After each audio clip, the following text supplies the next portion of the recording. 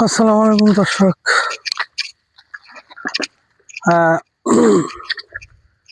আর কয়েকদিন পরেই আল্লাহ বাঁচায় রেখে রমজান ঈদ, পবিত্র মাহে রমজান শেষের দিকে চলে যাচ্ছে। আর কয়েকদিন বাকি আছে, তার মধ্যে কেউ রমজান পাবে, আবার কেউ পাবে না। এটাই বাস্তবতা। রমজানের আগে কত লোক চলে গেছে, তাদের আর দেখা হবে না। ঠিক আছে, আবার যাদের হায়াত আছে, আবার তারা সামনের রমজান পাবে, ঈদ পাবে। যার যতটুকু হায়াত আল্লাহ রাখছে, ততটুকুই তার জীবন ধারণের ক্ষমতা আছে। সকলেই দোয়া করবেন।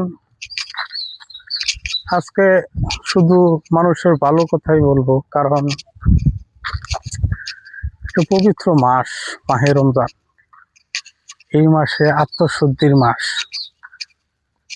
এই মাসে কত মানুষ গুনাহ মাফের জন্য কান্নাকাটি করে, আবার কারো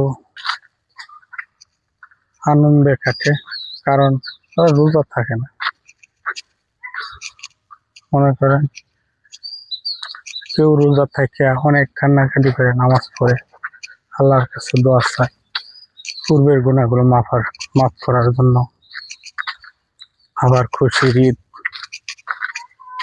যারা 30টা রোজা রাখে, নামাজ পড়ে, তারা অবশ্যই তো ঈদের আনন্দটা কিরকম তাদের উপলব্ধি করতে পারে।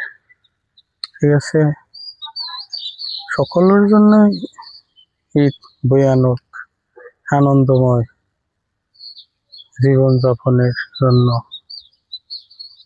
সহনীয়।